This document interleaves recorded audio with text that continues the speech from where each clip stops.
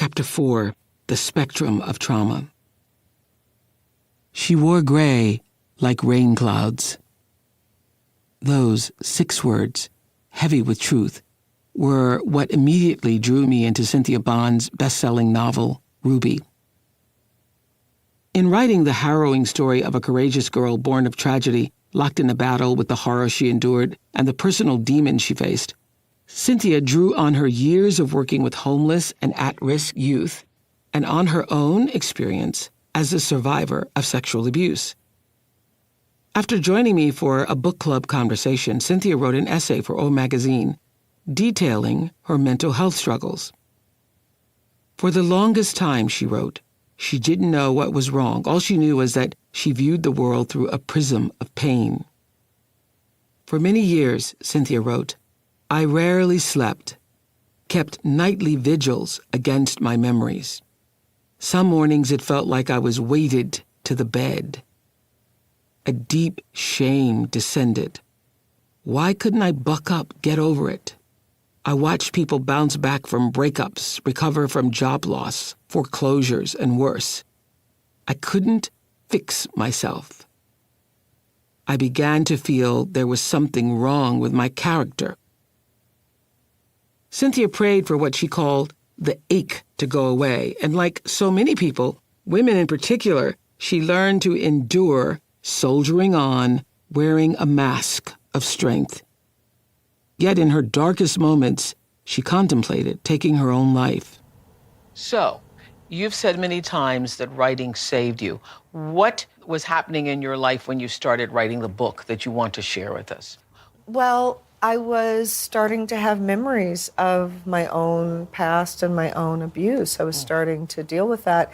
And I had repressed a lot of those. I'd kept them down. I think on some level I always knew, but I had really kept those away, just as I did when I was a child, which is, it's easy to do that. This thing happens to you, and then you lead this double life, this life of the abused person and this other childhood. But I was dealing with that, and I mean, I was on the floor calling for help, calling for therapists, calling for something. I mean, I would drive around, I had this little yellow Ford Fiesta, and I would drive around Los Angeles just crying, just weeping. It was a very difficult time, and a time I never thought I'd be able to get through.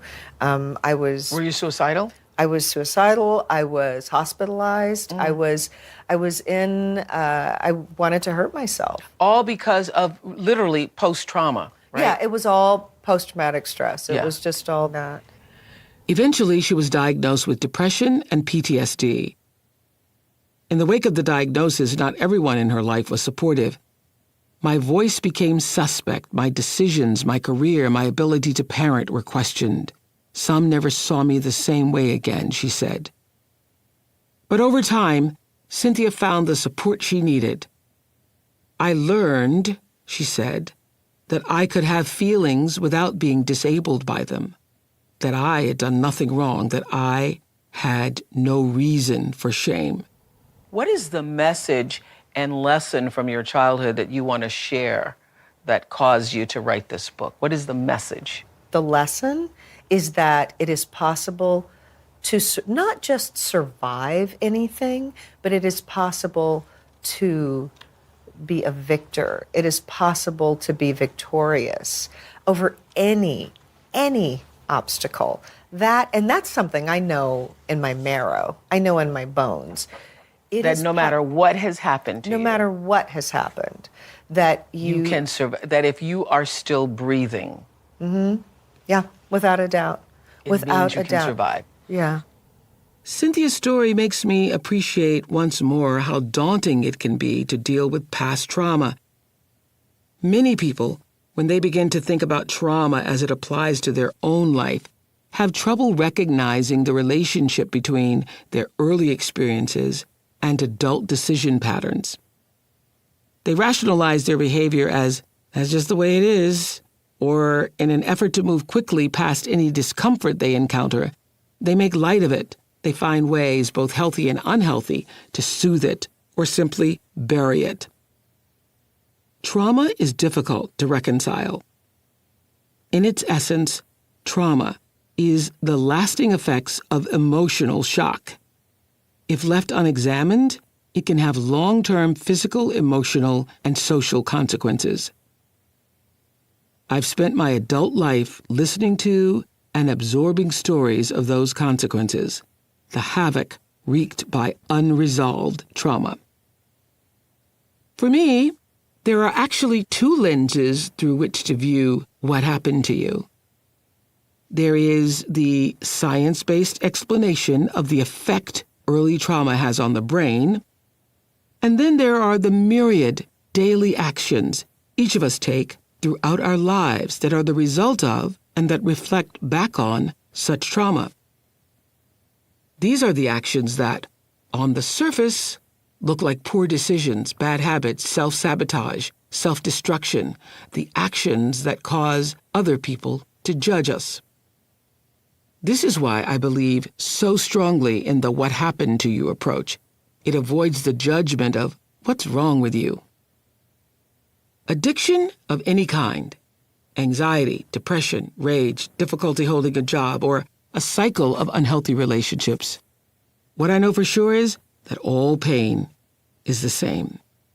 And I believe the despair that runs through nearly all destructive behavior is a deeply rooted feeling of unworthiness. There is a difference between thinking you deserve to be happy and knowing you are worthy of happiness. So often, we block our blessings because we don't, at our core, feel that we are enough. Even if you've accumulated a house full of nice things and the picture of your life fits inside a beautiful frame, if you have experienced trauma but haven't excavated it, the wounded parts of you will affect everything you've managed to build. This chapter is meant to help you recognize the clues indicating that you may have experienced trauma. My hope is that using the tools developed by experts like Dr. Perry, you will start to pinpoint the moments and experiences that contributed to the person you are today. As you revisit your past, know that no matter what happened, you're simply being here, alive, makes you worthy. And know that there is hope. As Cynthia wrote, wellness is possible. It happens one moment, one step at a time. Oprah.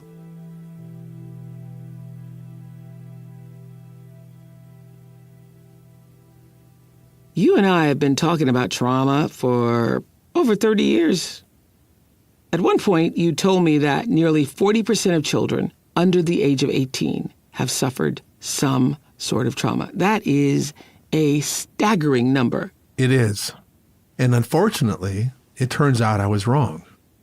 It's since become clear that the numbers are even worse.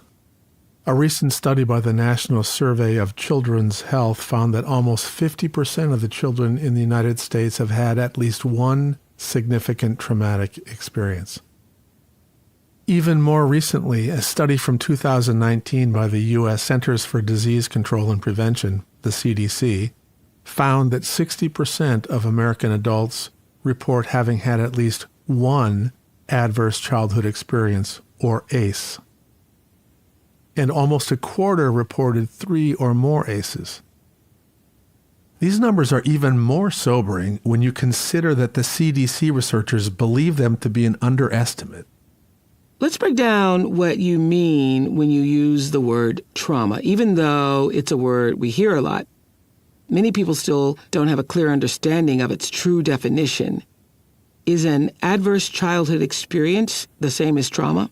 Well, you've honed in on a really important and challenging issue for all of us who study these things. As you suggest, trauma is a word used very casually these days. For most people, it means a really bad event or experience, usually one that sticks, that you don't forget, and that can have an enduring impact on you. We have always known that people can be changed by the death and carnage seen in combat. For centuries, keen observers of human behavior have described significant emotional and behavioral problems in the wake of war. In 800 BC, in the Iliad, Homer described the trauma-related emotional deterioration of Ajax. 400 years later, the Greek historian Herodotus described trauma-like symptoms, including hysterical blindness and emotional fatigue, in warriors following the Battle of Marathon.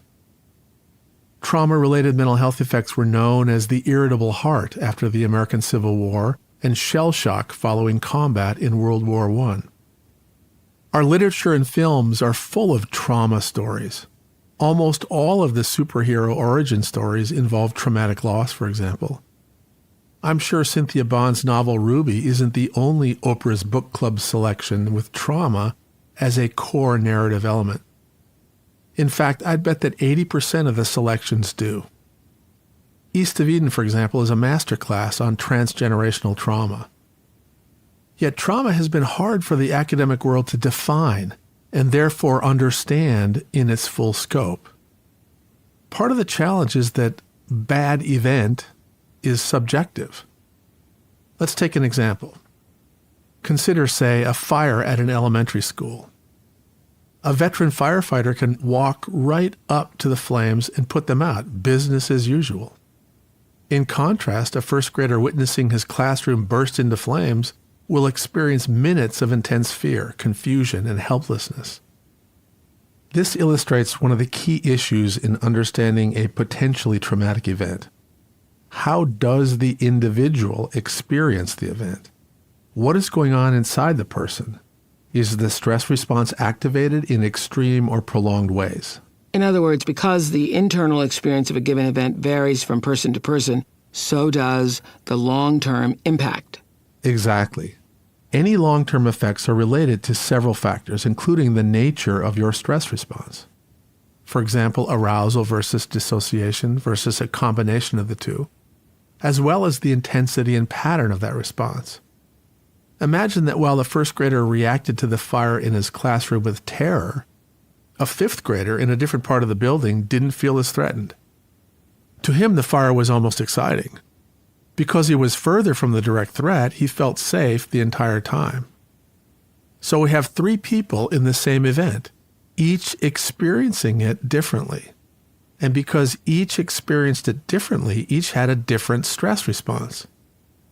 Based on her years of experience and practice, the firefighter had a moderate activation of her stress response systems. The event felt predictable and controllable. For her, it was a resilience-building experience, not a trauma.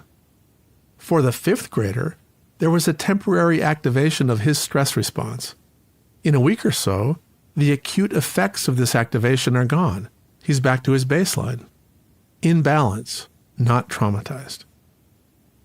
For the first grader, however, his stress response systems were highly activated. He will develop a sensitized stress response system. So do we say the fire was a trauma? Yes, for the first grader, but not for the fifth grader. The fifth grader had an acute stress reaction and within weeks returned to his baseline. And for the firefighter, as we said, it was a resilience-building experience. This is the challenge of studying traumatic stress. How can we study the impact of trauma if we can't come up with a more standard definition? In response to this challenge, the Substance Abuse and Mental Health Services Administration, SAMHSA, convened a group of academics and clinicians. They came up with the 3 E's definition of trauma, which articulates what we just talked about. That a trauma has 3 key aspects: the event, the experience, and the effects. The complexities of these 3 interrelated components are what should be considered in clinical work and studied in research. Not very simple or satisfying, I know. The dilemma of defining trauma is not completely solved, and that leads to continued confusing use of the term. As you and I speak, for example, we are in the middle of a global pandemic, and some have written that it is traumatic that a senior in high school or college doesn't get to have his graduation ceremony, or that wearing a mask at school will traumatize a child, or that the pandemic is a trauma for everyone. Others, like me, have said, hold on, these things may be inconvenient and difficult and even tragic, but they aren't necessarily traumatic. And they're certainly not traumatic for everyone. A pandemic is in many ways a shared event, but it is a unique experience for each of us. Many of us will not get sick, lose a job, become homeless, or experience the death of family members or friends. The privilege of some, like me, will be unmasked, while the vulnerability of others will be exposed. The inequities and flaws in our public systems will be magnified. Those with the least will be the most likely to be traumatized. But for many, the experience, while stressful, will not be traumatic. For me, understanding trauma has always been linked to studying event-specific changes in the stress response systems. These events can be major and obvious to all, as in the case of physical abuse by a parent. But I believe trauma can also arise from quieter, less obvious experiences, such as humiliation or shaming, or other emotional abuse by parents, or the marginalization of a minority child in a majority community. Growing up without group experiences can sensitize the stress response systems. These can result in long-term post-traumatic effects in the brain and the rest of the body. The specific effects on your health will be determined by a variety of other factors, including genetic vulnerability, the developmental stage at which the traumatic events occurred, history of your previous trauma, your family's history of trauma, and the buffering capacity of healthy relationships, family, and community. But understanding how patterns of stress can influence regulation or balance is the key to understanding how what happened to you is connected to your health in all domains, mental, physical, and social. It has been estimated that childhood adversity plays a major role in 45% of all childhood mental health disorders, and 30% of mental health disorders among adults. These estimates are consistent with other studies that show increased risk for major depression, anxiety, schizophrenia, and other psychotic disorders following childhood trauma or adverse childhood experiences. Let's talk more about adverse childhood experiences, or ACEs as you call them. Walk me through exactly what an ACE is and how the ACE study has helped us better understand the impact of trauma on health. Well, the original Adverse Childhood Experience study was published in 1998. The authors created a simple 10-item questionnaire of adversities that may have taken place during the first 18 years of life. In the original study, 17,000 adults filled out the questionnaire to obtain an ACE score ranging from 0 to 10. The authors then looked at the physical, mental, and social health of these adults. The first ACE epidemiological study found a correlation between the ACE score and the 9 major causes of death in adult life. Meaning, the more adversity you had in childhood, the greater your risk for health problems. Subsequent studies using the same data demonstrated similar correlations between an adult ACE score and risk for suicide, mental health problems, substance use and dependence, and a host of other problems. These ACE studies are some of the most important epidemiological studies done in our lifetime. They have been replicated multiple times.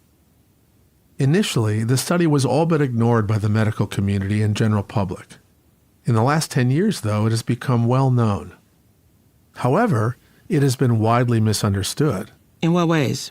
Well, there was originally a bit of pushback due to the design of the study. Because the questionnaire was given to a predominantly white middle-class sample, people challenged the applicability of the findings to other demographic groups. Another issue was that the ACE questionnaire included only 10 adversities, and it left out a host of other potentially traumatic experiences. The primary misunderstanding of the study, however, is that people confuse correlation with causation. Simply having a high ACE score doesn't mean you will get heart disease. It merely means your risk for heart disease goes up. I can see how that could be misinterpreted. Exactly. Not every tall person is a good basketball player. and not all good basketball players are tall. But overall, a group of 6'5" athletes is likely to be better at college basketball than a group of 5'5" athletes.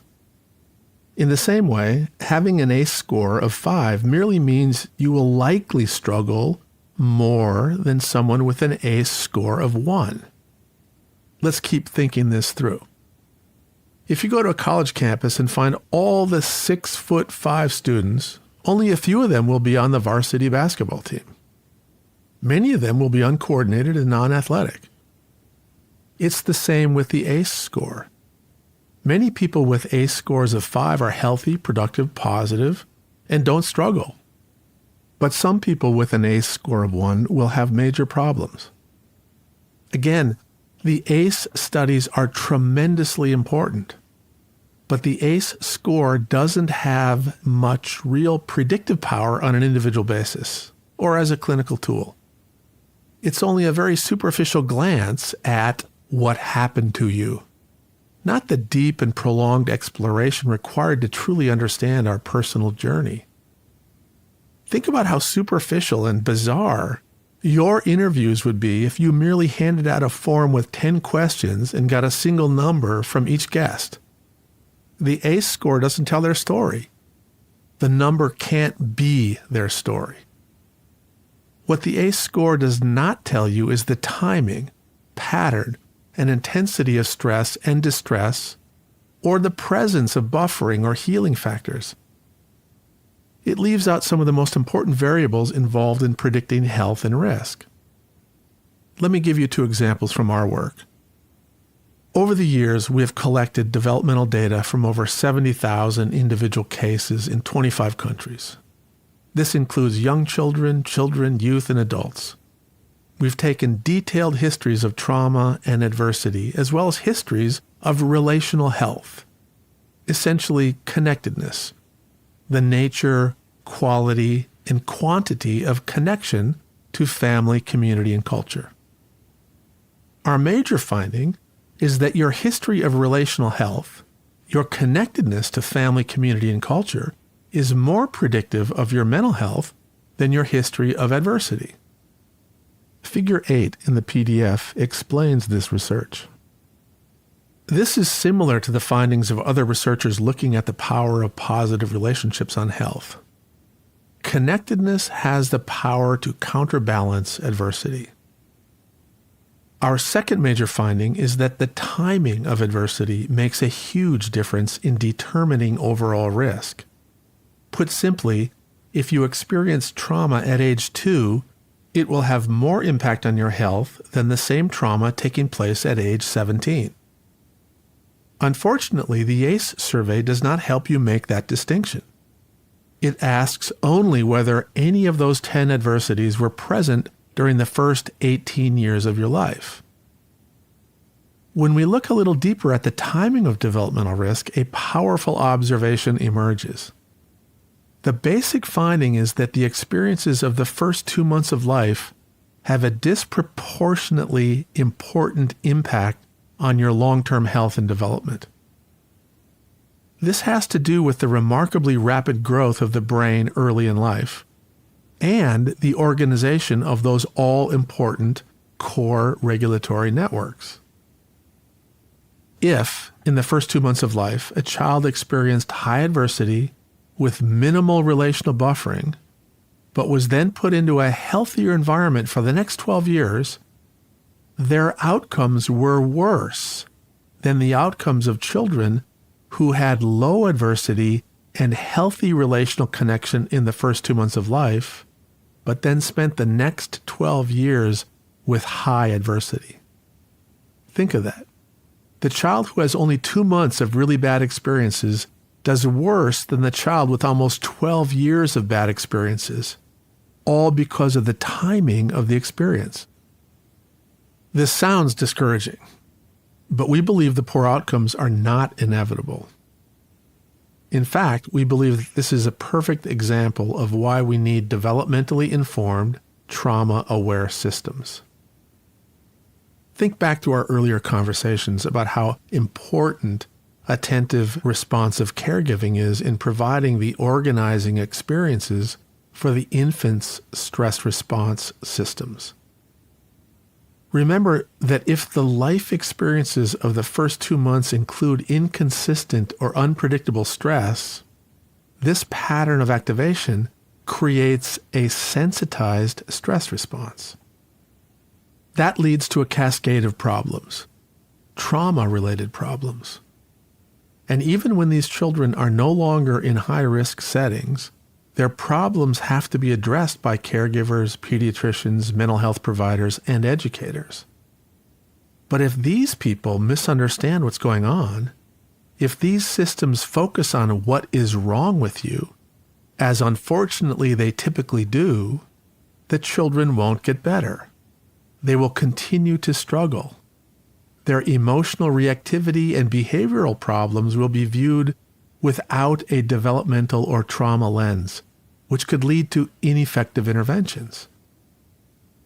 We believe these children could live happier, healthier lives if the homes, schools, healthcare, and mental health systems they grew up in replaced what is wrong with you with what happened to you.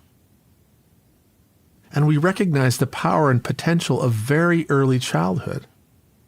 Think of the impact just a few months of consistent, predictable support for a young parent could make. For the child, it could create a positive jumpstart in life that would lead to the development of more resilient stress response systems. And in turn, these regulated stress response systems would help ensure healthy development in higher parts of the brain. This makes it clear how important prevention is. If we could support young parents in those first months, it would be like giving their children resilience-building megavitamins. Absolutely.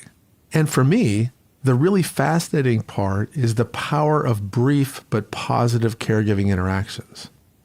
Some of the children we studied had attentive and responsive care for only the first 2 months of life, and then their world imploded. Years of chaos, threat, instability, and trauma followed these positive first 2 months. Yet they did much better than children who experienced initial trauma and neglect, followed by years of attentive, supportive care. It is the timing that is so important. The value of early intervention programs, even those that have only brief doses of positive interaction, can't be underestimated. The timing is crucial, but what happens if you don't get what you need early on? Can you make it up? Can you heal from trauma? Of course, that is the good news, which we will explore much more in later chapters. For now, though, this issue of time and timing is so important. The neural networks involved in relational connection and regulation are very responsive to moments. This means that a meaningful dose of therapeutic interaction isn't 45 minutes once a week. When you're dealing with an intense trauma, we've found that the tolerable dose is only seconds long. Really? Absolutely. You can stand the emotional intensity of visiting the wreckage of your trauma-fractured life for only a few seconds before your brain starts to do things to protect you from the pain. I saw this behavior in a 3-year-old boy I worked with some time ago. This boy was sitting with his mother when there was a home invasion, and he witnessed his mother being killed. We started working with the boy and his father right afterward. After about 6 weeks, I received a call from the father. "My son is suicidal," he said. "He just tried to kill himself." Now, it's very rare for 3-year-olds to try to kill themselves. But I asked the father to tell me what happened. He said he ran into traffic after we were talking about missing Mom. I asked him to explain exactly what happened. He told me they'd been in the grocery store and the son had been sitting in the cart while they were checking out. The boy looked at the checkout clerk and said, "My mom's dead. She got killed." The clerk said, "Oh, honey, I'm sorry." And that was it. But the father was worried that the boy needed to say more. He thought, we've got to get it out. We've got to get to the trauma. And so as they're walking to the parking lot, he asked his son, "Are you thinking about Mom?" The boy didn't answer. His father continued, "You know, I miss Mom, and it's okay to talk about it." The father spoke gently, reminding the boy of loving times with his mother, but revisiting these emotional moments was not controlled by the boy. It was overwhelming. As the father talked, the little boy started to rock himself, then moan, then cover his ears, then rock frantically, all in an effort to regulate himself. The father tried to comfort him with words. It's okay to talk about Mom. But the boy jumped out of the cart and, as the father said, began to run around the parking lot. This behavior reflects a predictable sequence when the arousal response is activated. As the arousal systems activate, they shut down the top parts of the brain, and the lower primitive parts of the brain take over. The thinking part of this poor little boy's brain was shut down. He wasn't planning to kill himself. He wasn't planning anything.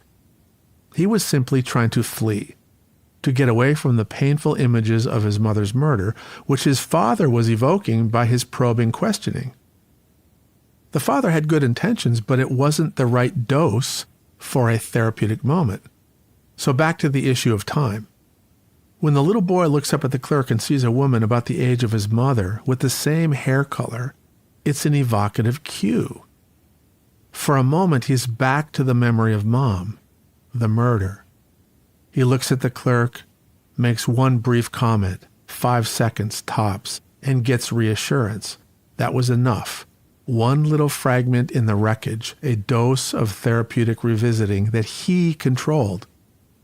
Because it is through controllable, brief revisits that the sensitized system can slowly, painfully be reset. Ideally, thousands of such therapeutic moments can be provided by the therapeutic web of loving, sensitive people in your life. Think about how you've handled difficulty in your own life. With things that are very hard to deal with, you don't want to talk about the pain or loss or fear for 45 minutes nonstop. You want to talk with a really good friend for maybe 2 or 3 minutes about some aspect of it. When it gets too painful, you step back. You want to be distracted. And maybe you want to talk more later on. It is the therapeutic dosing that really leads to healing. Moments, fully present, powerful but brief. What you're saying makes me so grateful for my relationship with Gayle King. You know, she's been a constant in my life since we met way back in 1976 when we were both working at a Baltimore news station. And even though we have lived and still live on different coasts in different time zones and lead very busy lives, we talk every day. I've been her therapist. She's been my therapist. I've never been to an actual therapist, but I think our relationship as we run through everything that's happening and switch back and forth between what's on my mind, what's on hers, I think we're actually dosing. Exactly. You back off and then circle back. Right. You laugh about something else and that triggers something new. And then maybe you go back to the difficult experience or not. It's just what happens when you're talking to your girlfriends all the time. Absolutely. That is healing. That is the essence of a therapeutic experience. You end up feeling better because you've released it. You've gotten reinforced, just as the little boy was heard and reassured by the clerk. Exactly. You've had that positive human interaction that's nurturing. It is rewarding, regulating, and bonding. I've just had an aha. What you're really looking for is somebody to reinforce the idea that, hey, I'm not crazy. I'm thinking or feeling this way because of something that happened to me, and I'm having a reasonable reaction. And then that person validates that for you. Exactly. And in seeing you, they regulate you. And for this little boy, over the years, thousands upon thousands of little positive interactions with dad, grandparents, neighbors, friends, and teachers provided the rewarding, regulating, and healing experiences that helped him. Today, he's a healthy, positive young man. The loss of his mother can still bring sadness and longing, but it passes. At baseline, he's open, curious, and kind. He's not dysregulated or sad or impaired. The formal aspects of therapy lasted about a year. It was these therapeutic moments taking place every day for 20 years that really helped him rebuild a healthy inner world from the trauma-shattered wreckage of his 3-year-old self. Did this little boy have PTSD? So many of us learned about PTSD in context of combat veterans like Mr. Roseman in Chapter 1, but I know trauma at any age can cause PTSD, correct? Yes. trauma at any age can cause a cluster of symptoms we call post-traumatic stress disorder, or PTSD. And this boy did have PTSD. If you remember those three components of trauma, the three E's, the event, the experience, and the effects, PTSD is about the effects. It's a specific syndrome or collection of symptoms that can occur in the wake of a traumatic event or events. And it's one of the mental disorders in the Diagnostic and Statistical Manual, DSM, which is the guide most clinicians use to classify mental health problems. A person diagnosed with PTSD has four main symptom clusters following a traumatic event or events. As you mentioned, Mike Roseman, the Korean War veteran who was triggered by the motorcycle backfiring, had PTSD. The first cluster is intrusive symptoms. These include recurring unwanted images and thoughts of the traumatic event, and dreams or nightmares about it. One way to think about these symptoms is that they're related to the brain's efforts to make sense of the world. Often when a traumatic event takes place, it is so threatening and so far outside our usual experience that it doesn't fit our working model of the world. If you recall our earlier conversations, our mind is always working to preserve the worldview that was created early in our lives. People are good. Parents are here to protect us. Schools are safe. The mind wants to see what we believe, so it clings to things that support those beliefs, that worldview, and ignores things that don't. But trauma shatters this inner landscape. Your worldviews are broken to pieces. People can't be trusted. I'm terrified of my father. He hurts me. School is where my friends were shot. Trauma leaves you shipwrecked. You're left to rebuild your inner world. Part of that rebuilding, the healing process, is revisiting the shattered hull of your old worldview. You sift through the wreckage looking for what remains, seeking your broken pieces, dreams, intrusive images of the trauma, and reenactment play are your mind struggling to make sense of your new reality. As you revisit the shipwreck, piece by piece, you find a fragment and move it to your new, safer place in the now altered landscape. You build a new worldview. That takes time and many visits to the wreckage. And this process involves both unconscious and conscious repetitive reenactment behaviors, or writing, drawing, sculpting, or playing. Again and again, you revisit the site of the earthquake, look through the wreckage, take something, and move it to a safe haven. That's part of the healing process. I'm simplifying very complex processes, which we'll talk about more when we focus on healing. The second cluster is avoidant symptoms. We believe that these symptoms arise when someone feels distressed after being re-exposed to people, places, or other reminders of the original traumatic events. Remember Mr. Roseman saying he hated the 4th of July? Because he was consciously aware that fireworks were evocative cues, he avoided celebrations that involved them. In some ways, avoidant behaviors are an attempt to regain control over what feels like the uncontrollability of the traumatic experience. You may also recall that avoidance is part of a dissociative response to a threat. When someone is in an unavoidable, distressing situation, avoidant behaviors can be protective. A person can also develop avoidant behaviors without making the direct connection to a traumatic cue from the past. This is often true when the abuse or trauma took place within the context of early caregiving relationships. If a child was abused in the context of an intimate relationship by a parent, for example, they will find intimacy, emotional and physical closeness, threatening. They will often long to be connected, but find themselves anxious, confused, and overwhelmed when they get close to someone. They will avoid intimacy in a relationship. If intimacy can't be avoided, they will sabotage or undermine the relationship.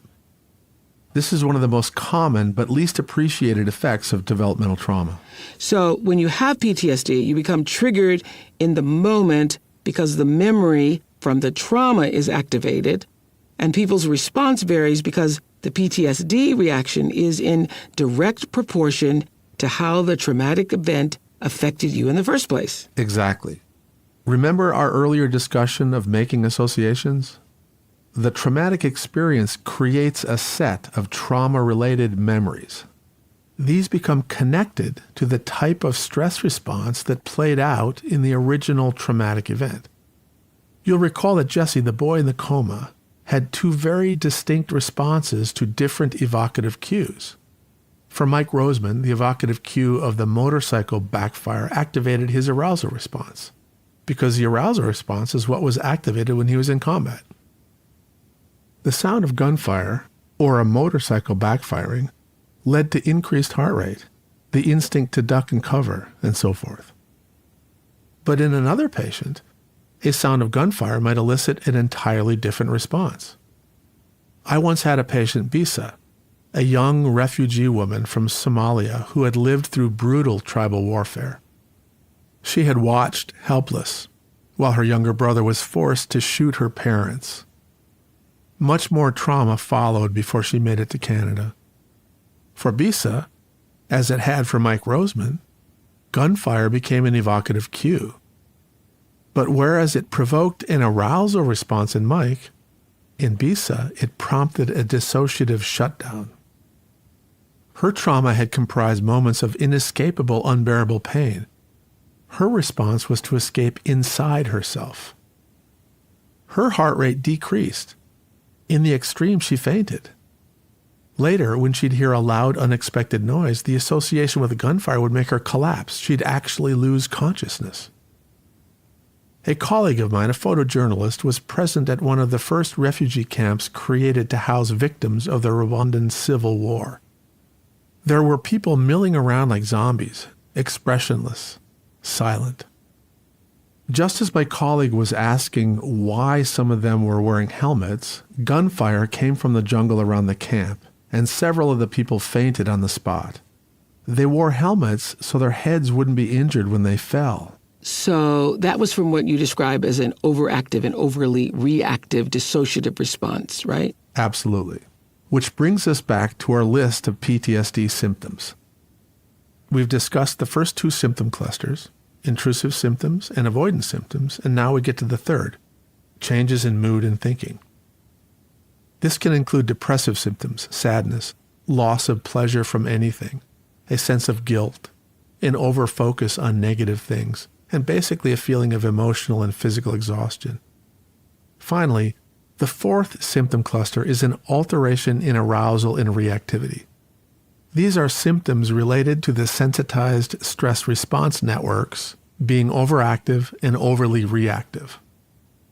They include anxiety, hypervigilance, increased startle response, high and variable heart rate, and sleep problems. When someone has symptoms in each of these four categories, the DSM label is PTSD. It is really important to remember, however, that PTSD is not the only way that trauma impacts our mental and physical health. The adverse effects of trauma that we discussed at the beginning of this chapter can have just as significant an impact on someone's life. In fact, the majority of the long-term effects of trauma don't manifest as PTSD. As you're talking, here's what I keep thinking. Depression, anxiety, PTSD, these seem to be the big three when it comes to the long-term mental and emotional effects of trauma. So if we know that there are 50 million children who've experienced trauma, that means there are countless millions of adults carrying that hurt through their lives, their jobs, their relationships, and then passing it on to their children. And those adults may not even realize what happened to them. Not only do they not realize what happened, but their partners, doctors, and work colleagues don't either. And that leads to so much misunderstanding. And sometimes these misunderstandings have tragic consequences. We've talked a lot about how the actions of caregivers influence the child. But it's important to remember that those caregivers were also children influenced by their caregivers. The effects of trauma stretch far and wide across generations and across communities, and it's important to always come back to our central question with compassion. What happened to you? Chapter 5, Connecting the Dots. For much of my adult life, being alone at night was extremely stressful. Even in Chicago, where I lived on the 57th floor of a building staffed with security and a doorman, I didn't feel safe. In fact, one night, after living in the condo a few years, I felt so acutely frightened that I convinced myself I had to leave because something bad was going to happen to me if I didn't. I actually got up from my bed, left my home, checked into the hotel next door. I felt safer in the hotel because no one would know I was there. My fears didn't make sense to me, and they were getting worse. I knew I had to figure out what was going on, but I had no idea where to even begin. At the same time, Chicago was reeling from one of the country's first ever school shootings. On May 20th, 1988, Lori Dan walked into a second-grade classroom in the North Shore suburb of Winnetka and opened fire. 6 children were shot, and 8-year-old Nick Corwin was killed. In the aftermath of the shooting, angry and anguished parents were calling for the school's doors to be locked and chained and manned by security guards. One day I read an article that explained why the school principal refused to implement these changes. He said, chaining the doors would send a message to the children that they were unsafe. And all of a sudden, out of the blue, while reading this article, I started to cry.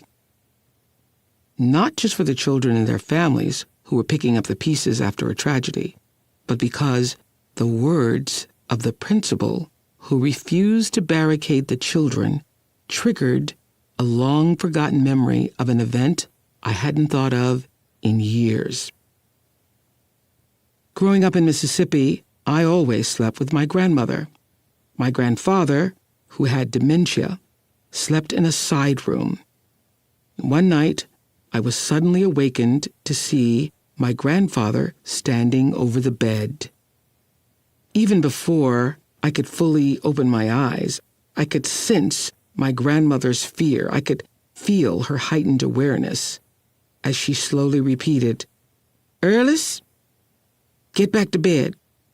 Erlis, get back to bed." He wouldn't go. He was trying to choke her, fighting to get his hands around her neck. When she finally managed to push him off her and run to the door, she cried out for one of our neighbors we called Cousin Henry, who lived down the road. "Henry!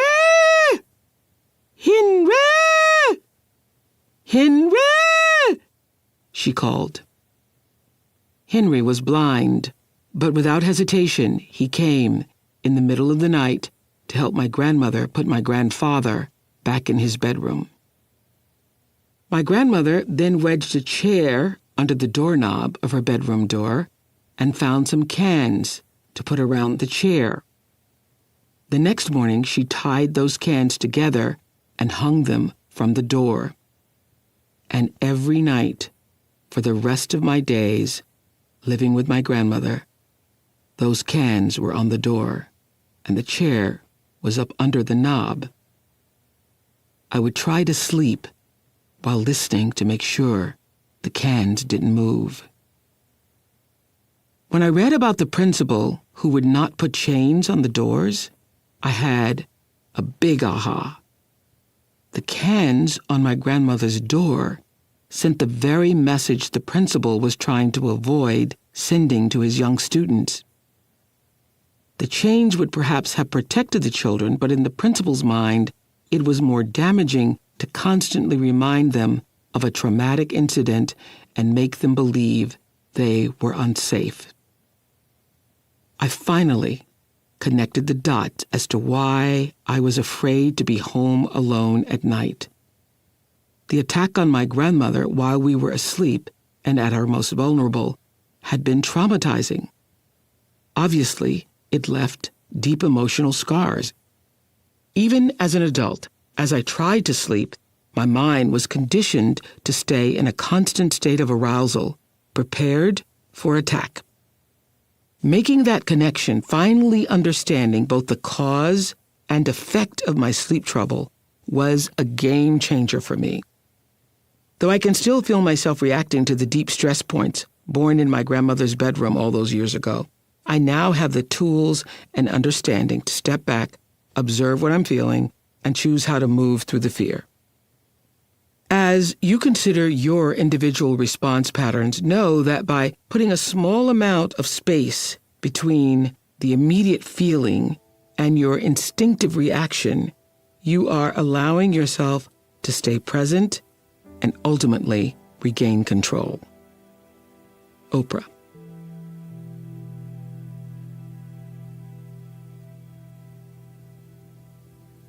Is it possible for a heightened sense of fear to be inherited? Well, let me expand the question. Oh, I should have guessed it. You're not going to just answer yes or no, are you? You're going to make this more complicated, right? Yes, I am. Because you're getting at what happened to us, and that influences who we become in complicated ways. We absorb things from previous generations and pass them on to the next generation.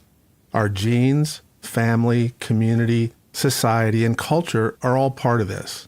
So your question about fear being inherited is central to understanding trauma, especially historical trauma.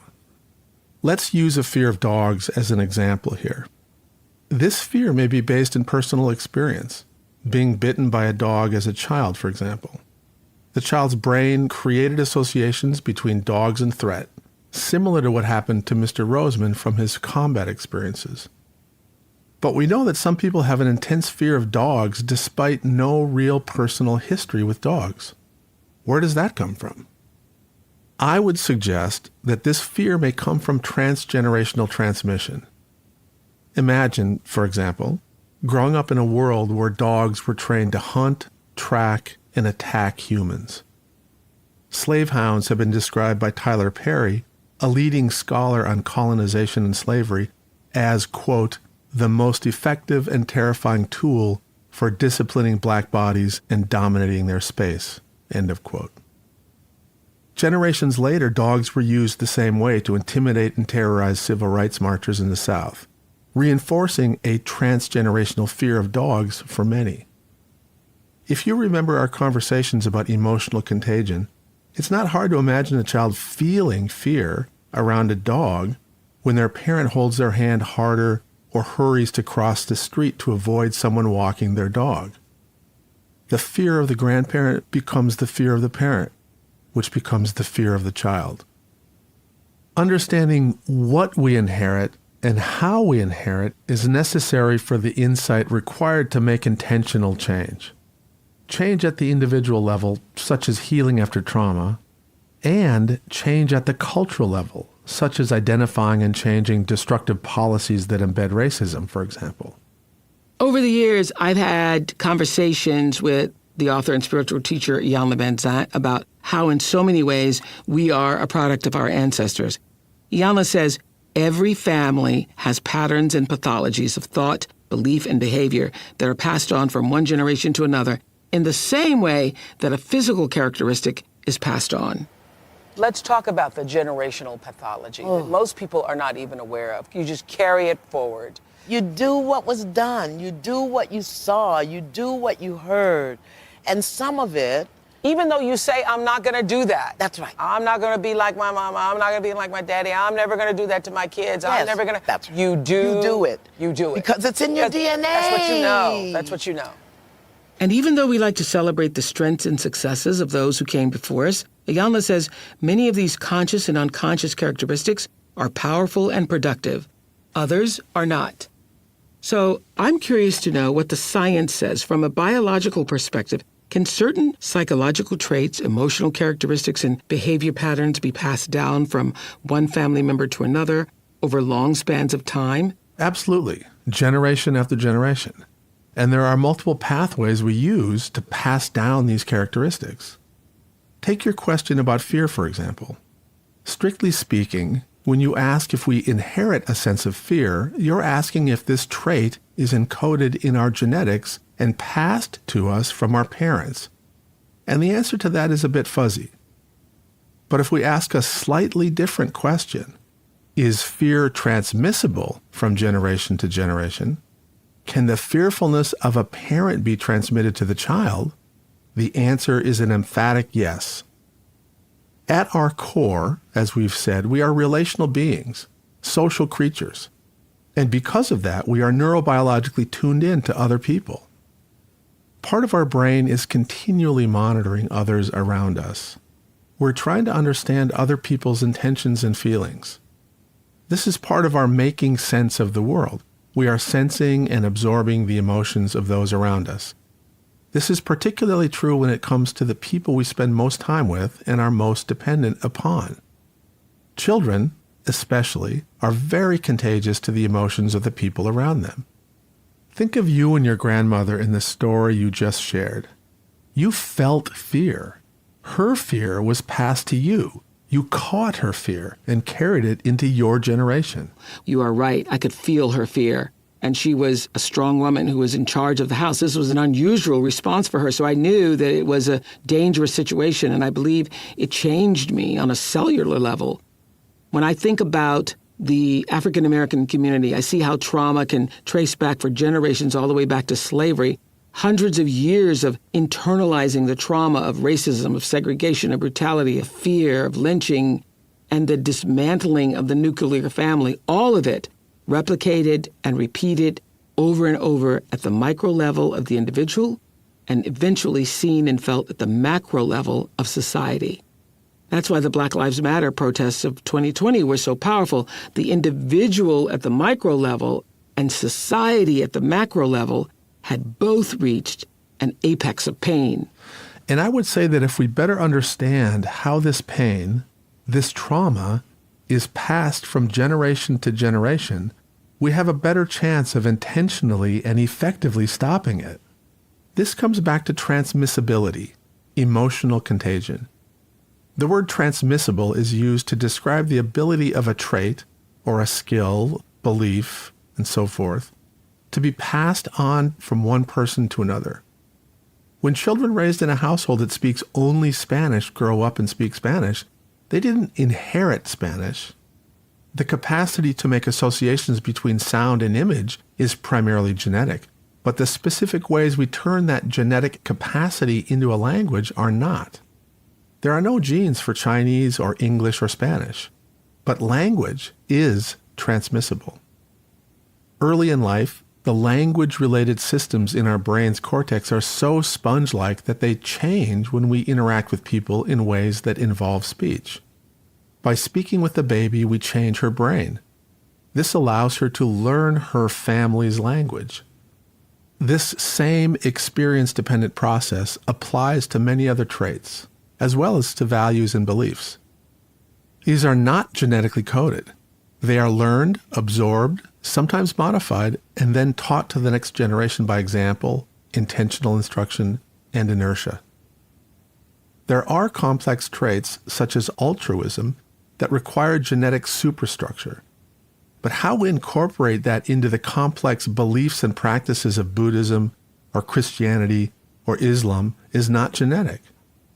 There may be genetic elements to being wary or defensive when interacting with someone very different from your family or clan of origin. But racism is a learned set of beliefs about the superiority of a people.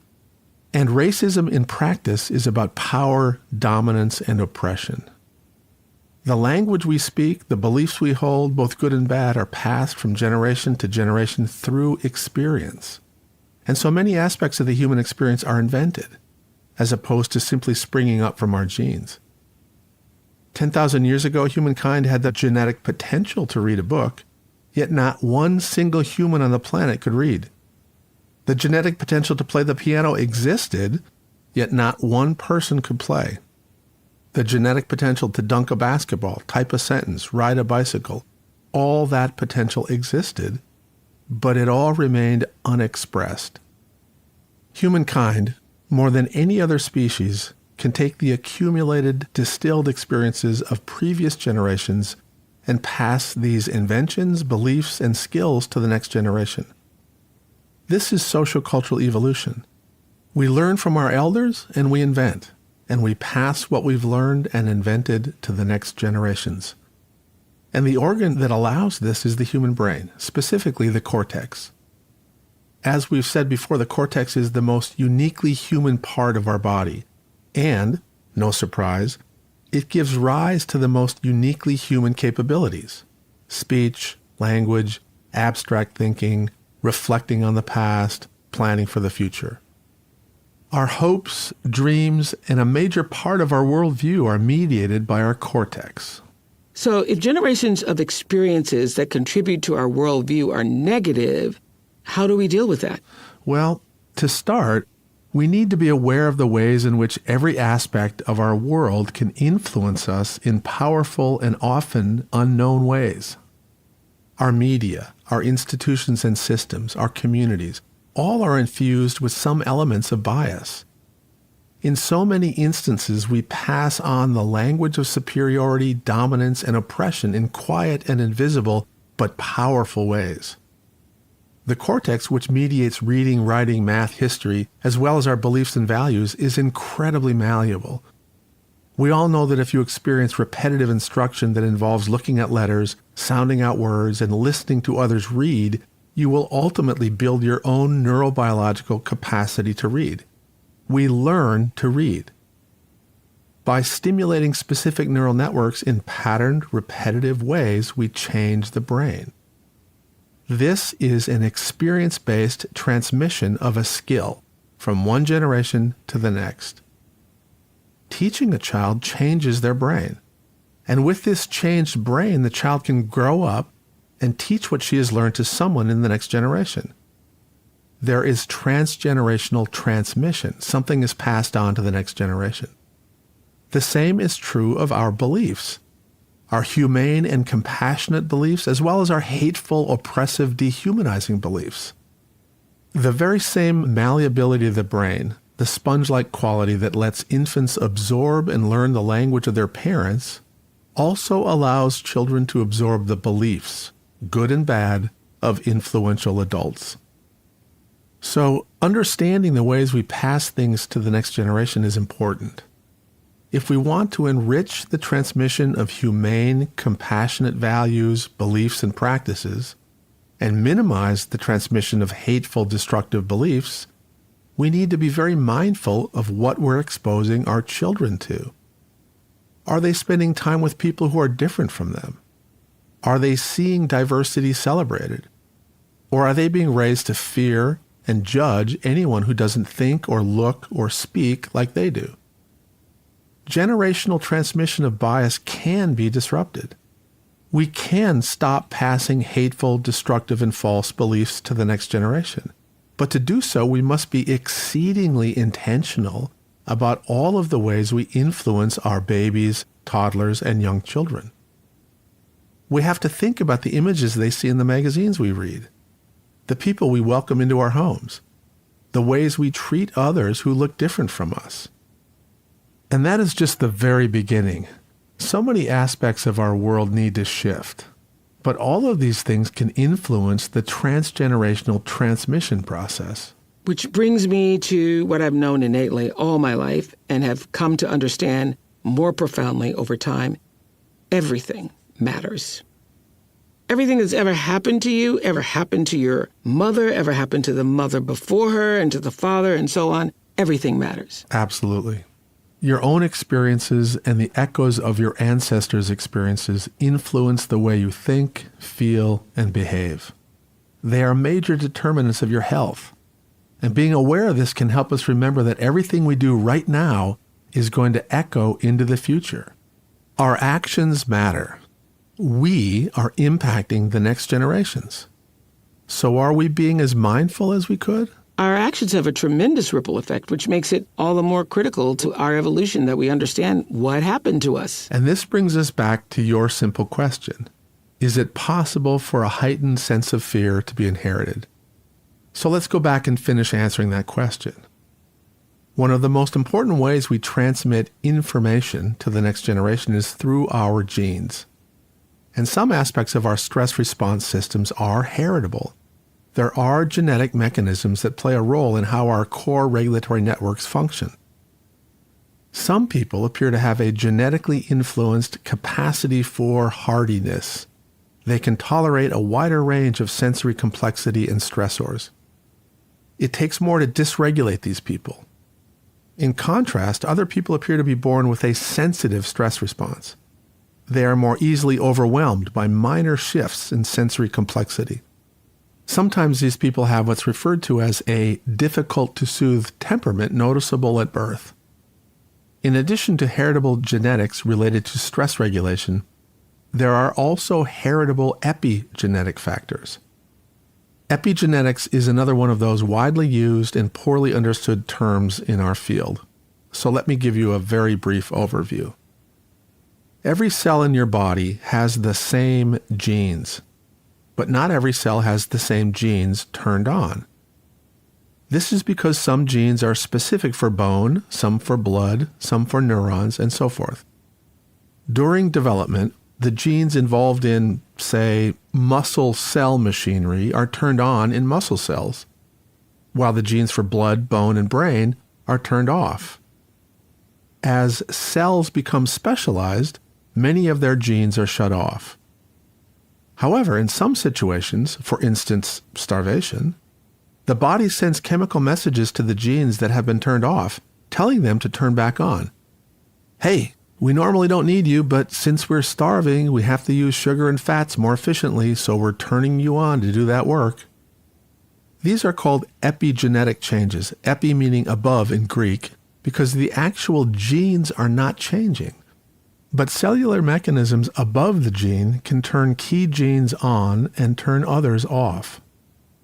These gene regulatory processes are continually at work in our body, trying to keep us in balance, well-regulated, and as healthy as we can be.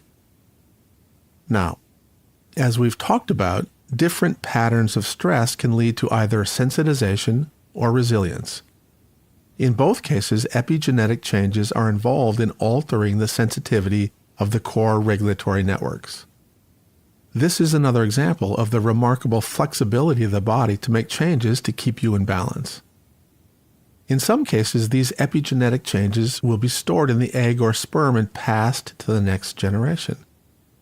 Go back a few centuries and imagine a young man captured in Africa, brutally enslaved, shackled, starved, transported by slave ship to a life of bondage that will be filled with loss, violence, and multiple forms of trauma. Surviving such extreme, multiple, and ongoing traumas, as millions of remarkable human beings did, would likely create a cascade of adaptive changes all the way down to the regulation of gene expression. To be clear, the genes themselves would not change. Rather, they could, as we've discussed, be turned on and off. This young man's children and grandchildren, still enslaved and enduring other traumas, would benefit from these epigenetic molecular adaptations. Yet, as we've discussed, there is a cost to having a persistently sensitized stress response network. It is likely that, over the generations, in different environments, once adaptive changes would become maladaptive. Picture an infant born with the stress response apparatus already primed for trauma, ready for an unpredictable, chaotic, and threatening world. If the world is no longer as extremely chaotic, threatening, and unpredictable, the epigenetic changes that prime this infant for chaos may lead to a somewhat distorted process of creating his worldview. The study of epigenetics is still very young, and there is much more to learn. But it is conceivable that the experiences of our grandparents, great-grandparents, and ancestors even further back have had a significant influence on the way we're going to express our DNA. And, to your original question, a significant influence on our sense of fear. The good news is that the brain remains changeable. As you might expect, the epigenetic mechanisms that regulate genes are reversible. They wouldn't provide much adaptive advantage if they weren't. Just as threat and trauma can lead to epigenetic changes, so can nurturing interactions reverse those. Environments and challenges change, and if we are to stay in balance, so must our physiology. We talked earlier about how childhood adversity can impact us. And now we've talked about how emotional and behavioral patterns and experiences and beliefs can be passed down from prior generations.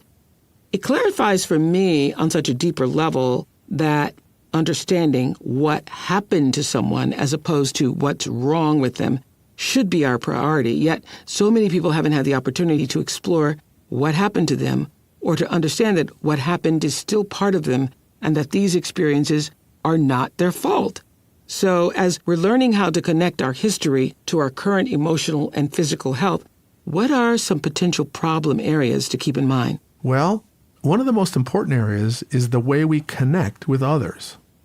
Developmental trauma can disrupt our ability to form and maintain relationships. Whenever trauma or neglect takes place in the context of our caregiving relationships, there's a high risk that the neural networks involved in reading and responding to other people will be altered. When these attachment capabilities are impaired, there will be difficulties with friendships, school, employment, intimacy, and family. There's even risk for repeating transgenerational patterns of abuse. It's nearly impossible for some people to go with the flow or get along. They blow up at their boss. They are not reliable as friends. They sabotage new relationships. And yet it's almost always the case that these people really do want to be connected. They may even be good at starting relationships. They're just terrible at maintaining them. And of course, since we are, at our core, relational creatures, this difficulty is physiologically and psychologically devastating. It leads to isolation, disconnection, loneliness, and is connected to all kinds of other problems, including risk for physical health problems. Beyond the mental health community, this is why family physicians, healthcare workers, doctors in all fields need to consider not only what might be physically wrong with their patients, but also what happened to them. Absolutely. And physical health is another major potential problem area related to developmental trauma. As we've discussed, developmental adversity increases the risk for all kinds of health problems, including heart disease, asthma, gastrointestinal problems, and autoimmune disease.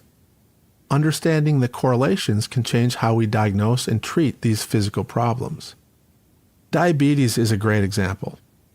Worldwide, there are 415 million people with the disease. In the United States, the figure is roughly 34 million, just over 1 in 10. Another 88 million American adults have pre-diabetic and cardiometabolic risk. If trauma has altered the core regulatory networks, there will be pervasive regulation problems, including regulation of blood sugar and insulin release. Both the risk for diabetes and the management of diabetes are related to a history of adversity. Okay, let me stop you here, because I know there will be people who say diabetes is strictly biological. But what this conversation is revealing and what your studies for the past 30 years have proven is that nothing is separate.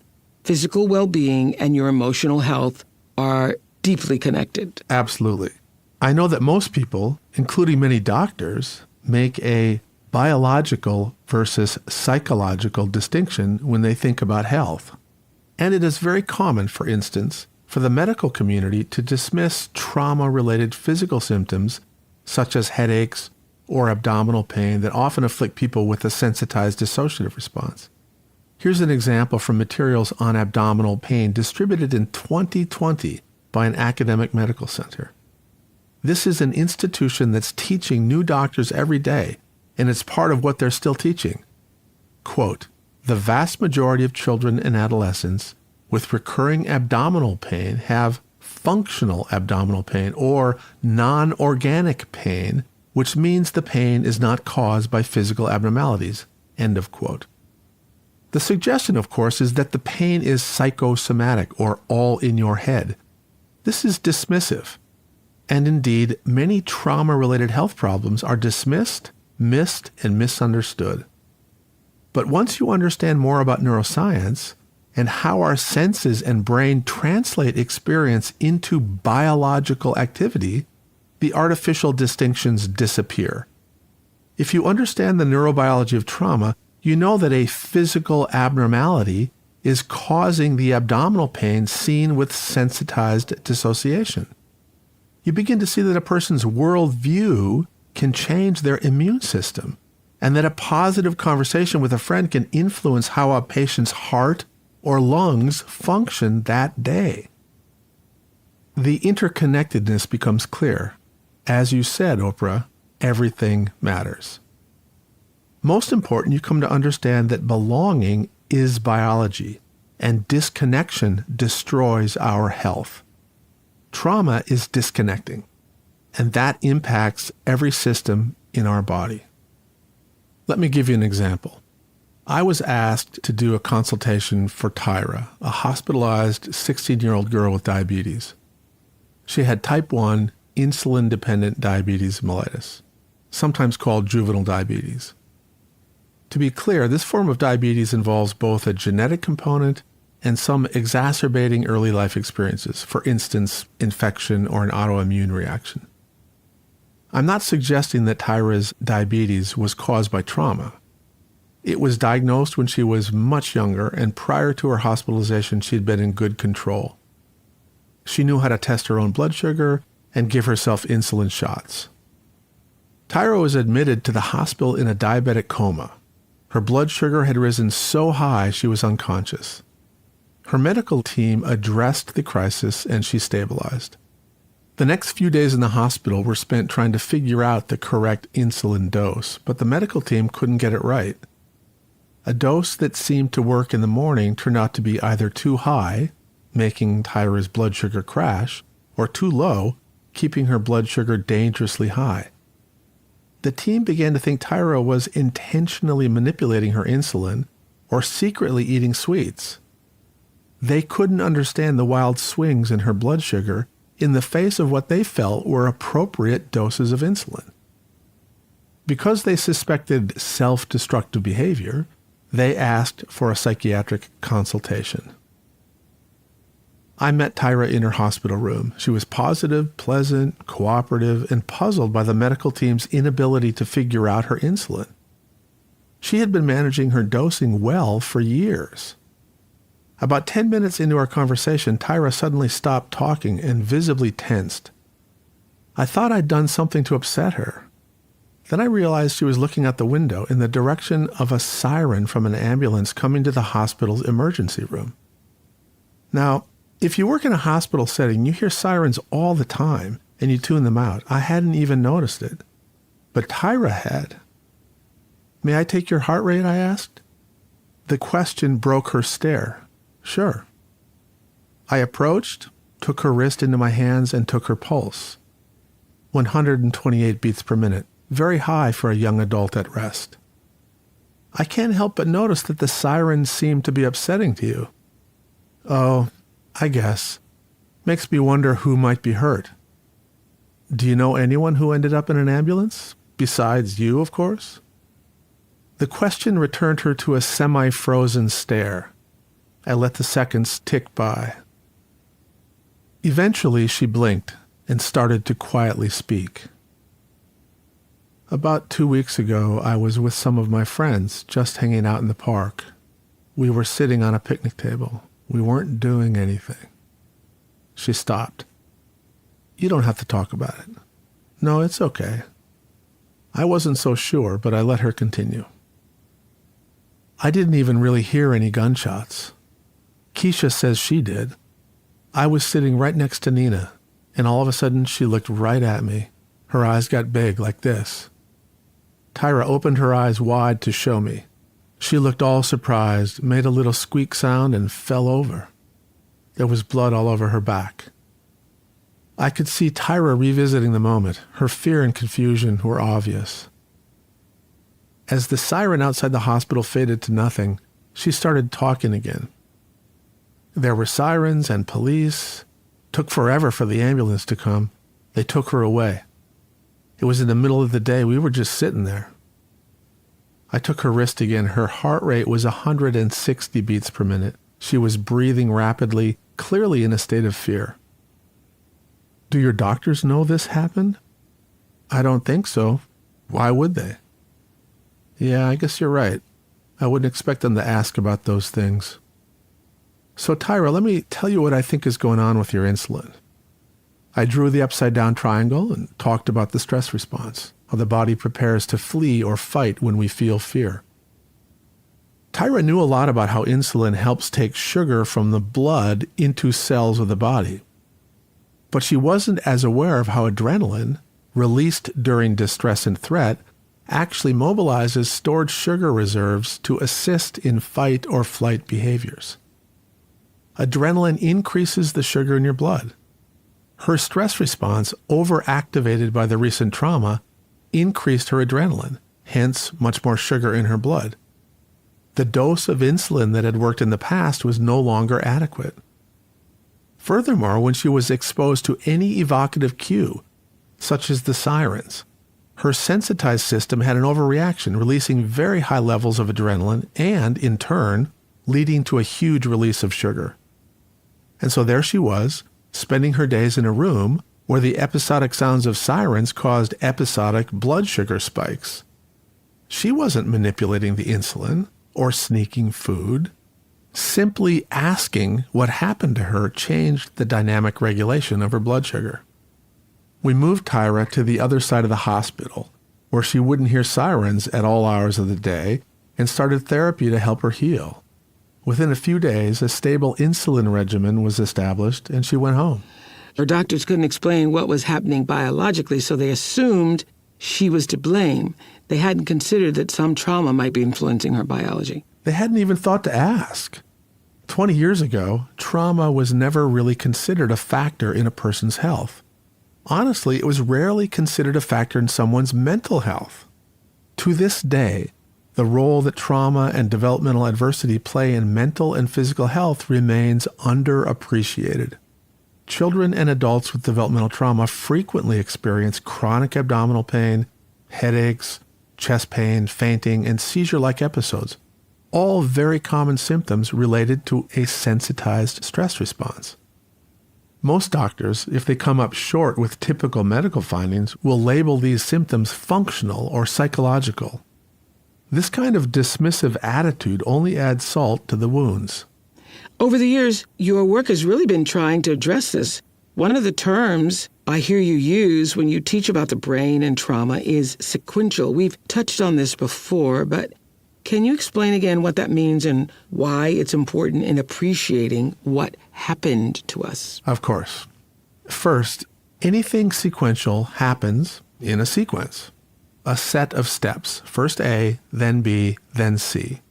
And as we've said, the way our brain processes our experiences is sequential. All sensory input, physical sensations, smells, tastes, sight, sound, is first processed in the lower areas of the brain. The lower brain gets first dibs.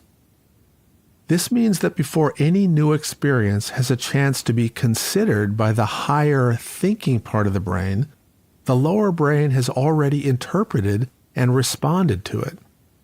It's matched the sensory input from the new experience against the catalog of stored memories of past experiences before the smart part of your brain even has a chance to get involved.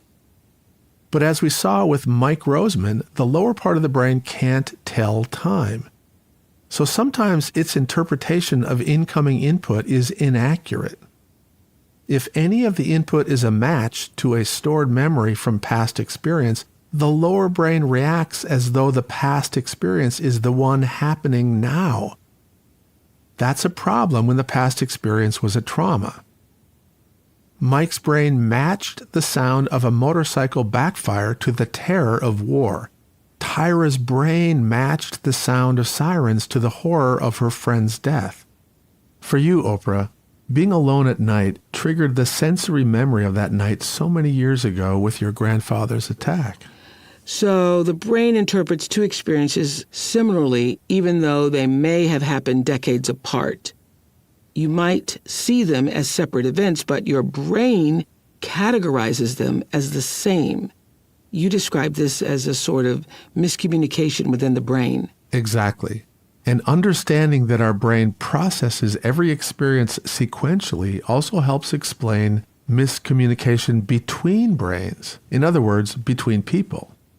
Communication, after all, is about getting some idea, concept, or story from your cortex to another person's cortex. From the smart part of your brain to the smart part of their brain. The problem is that we don't communicate directly from cortex to cortex. We have to go through the lower parts of the brain. all the rational thoughts from our cortex have to get through the emotional filters of the lower brain. Our facial expression, tone of voice, and words are turned into neural activity by the other person's senses.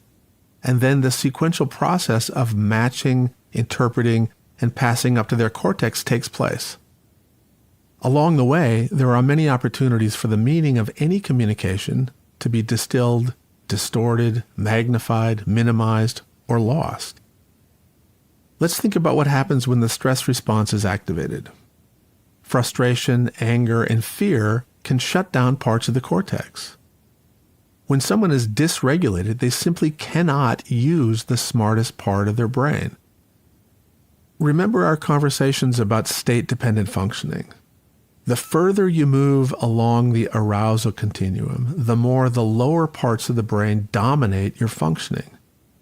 In my work, we talk about getting to the cortex, getting to the place where you can communicate rationally with someone. If the person is regulated, you can connect with them in ways that will facilitate rational communication. But if they're dysregulated, nothing you say will really get to their cortex. And nothing already in their cortex will be easy for them to access. This is essential to understand if you're a teacher, because while the regulated child can learn, the dysregulated child will not. But it's the same for supervising people in a work setting, or communicating with colleagues, your partner, your children, anyone. Regulation is the key to creating a safe connection. And being connected is the most efficient and effective way to get information up to the cortex. A tutor, a coach, a mentor, a therapist all depend on the relationship to be the superhighway to the cortex. We use the term sequence of engagement to describe the steps involved in getting to the cortex. Let me give you an example of a real-life application of this sequence. Over the years, I've had the opportunity to work with law enforcement, including the FBI, mostly teaching about the effects of trauma and interviewing children. For a time, I did more active consulting for the FBI's Child Abduction and Serial Killer Task Force. In this role, I was occasionally asked to interview children, victims, and witnesses. Joseph was a 3-year-old child who had witnessed his 11-year-old sister's abduction several weeks earlier. At the time of the abduction, the two of them were out playing in their neighborhood in the middle of the afternoon. When Joseph ran home, all he could say to his mother was that the man took Sissy. A week later, her body was found. Local law enforcement and the FBI had interviewed Joseph, but this young, overwhelmed boy was unable to give many details about the man or the abduction. Interviewing 3-year-old children is challenging under any circumstances. And I was a complete stranger prying into the most painful experience of Joseph's life. I knew that any useful information was going to be stored in narrative memory, essentially his mental reconstruction of the event. Key elements of narrative memory are stored in higher parts of the brain, especially the cortex.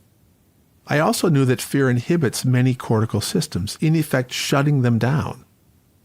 This includes those involved in narrative memory.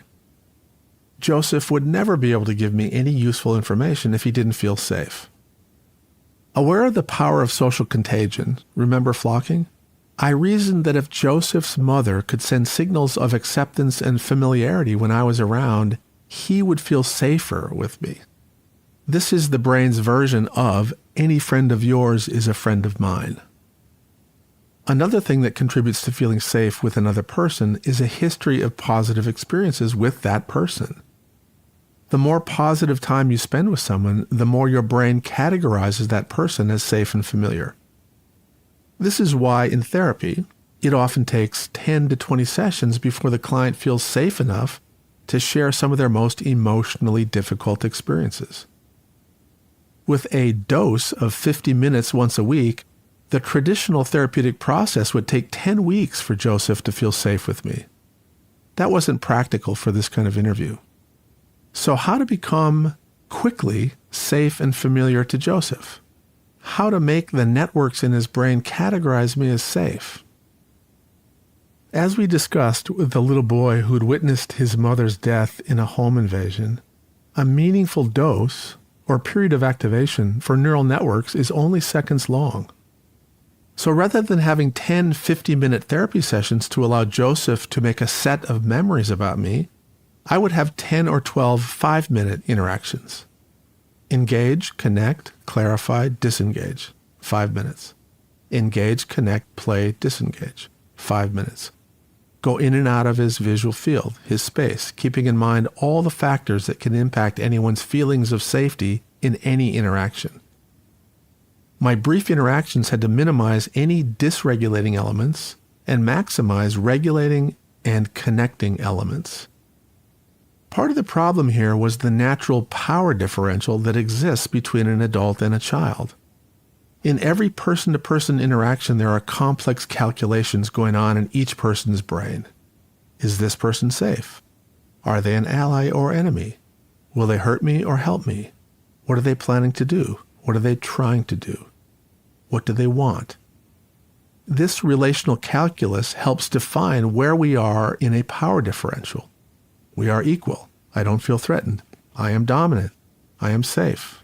They are dominant. I am vulnerable. If we feel vulnerable, there will be a state-dependent shift in our stress response systems, and therefore in how we feel, think, and interpret the interaction. This relational calculus is for keeping us safe and alive. If we don't feel safe, we become dysregulated. The implications of this are profound, by the way. These dynamics of power are built into our socio-political systems and play a key role in, for example, systemic racism. I remember you explaining the power differential in terms of the person whose voice is interpreted differently. For me, specifically, while we're talking about leadership challenges at OLAG, you said, your whisper is heard as a shout. I remember that. That was a big aha for me. Well, you are the Oprah effect. When you're on the top of a power differential, sometimes you don't realize the power you have or the impact your mere presence can have on others. We'll talk about this a lot when we talk about healing. In this case, imagine a 6'2" man talking to a 3-foot child about a man murdering his sister. The power differential was going to be huge. If I was going to get to his cortex, I had to work to decrease that differential. After talking with the FBI agents, the mother, and members of my team, we set up the interview to take place in Joseph's home, where he felt safest. As we started, the mother and I sat at the kitchen table talking while Joseph warily wandered in and out of the room. The mother had been asked to introduce me. "Joseph, come here, honey," she said. "Meet my friend, Dr. Perry." With trepidation, Joseph approached. I got off my chair and got down on the floor with him. I was trying to minimize the obvious physical difference, make myself smaller, and get eye to eye. "Hi, Joseph. I'm Dr. Perry. I came to visit your mom and you." He looked at me. Because the unknown fuels fear, I wanted him to know who, what, why. I'm a doctor who works with children who have had hard things happen to their family. Your mom told me about your sister. I'm so sorry. Joseph stopped moving and stared into space. Today, you and I are going to play, and later, when you're ready, I will ask you a few questions about your sister. Then I stood up. "I'm going to get some coffee," I said. "Do you want anything?" Joseph didn't look at me and didn't say a word. I asked his mother. "Sure," she said. "I'll have some coffee." All of this had taken about 3 minutes. I walked out the front door. 10 minutes later, I was back. I sat and talked with the mother for another 10 minutes while Joseph again wandered in and out of the kitchen, now getting closer to the kitchen table each time. There were a few toy trucks on the living room floor. I got down on the floor and started to play with one. Initially, Joseph ignored me, but then came over and cautiously pulled the truck away from me. "I'm sorry, Joseph. I should have asked to use your truck." He sat a few feet away and pretended to play with the truck. Then I got up and said, "I have to go run an errand, but I'll be back," and left again. After about 10 minutes, I came back, this time with crayons and paper. I sat at the kitchen table silently coloring. Joseph's mother sat with me, sipping her coffee. Curious, Joseph came over and watched. I didn't look at him, but slowly held my hand out with a crayon and a piece of paper. He didn't take it. I got down on the living room floor and took the crayons and paper. Joseph brought the truck over and held it out. I took it and gave him some paper and a crayon. He lay on his stomach next to me, and we colored silently for about 5 minutes. Then I got up, and he looked directly at me as if to question where I was going. "I will be right back. Can you take care of these colors for me?" "Yes," his first word. This went on for about 3 more brief sessions. At one point, Joseph said, "Here are my best toys." He took my hand and walked me into his bedroom. He went through his whole collection. He was talking in full sentences, conversational, comfortable. I'd been able to get him regulated through play, patterned, repetitive coloring, relational endorsement from mom, walking and talking. And with the back and forth engagements, his brain's facial recognition systems categorized me as familiar. There had been a dozen episodes of interaction. These systems didn't really register that these were all part of the same 4-hour visit. Joseph and I were connected. I was perceived as safe and familiar. His cortical networks and narrative memory were accessible. Could he talk about his sister's abduction without shutting down? I gave him control. "Remember what I said about talking about your sister?" "Yes." Joseph nodded and stopped playing. "We don't have to talk about this if you don't want to." "Okay," Joseph said, but didn't resume playing. I asked if he remembered what the man looked like. He gave a few details. I needed more. Long hair, short hair, mustache, clothes, thin, heavy. I took an old newspaper to use pictures of men as examples, unaware that the paper contained photos related to his sister's abduction. He saw a picture of her. "That's Sissy. She's dead." I pointed to different advertisements. "Did he have hair like this?" Attempting to get more detail. Then I turned the page and Joseph's posture changed. Looking at a picture of a suspect, he sat forward. "That's him.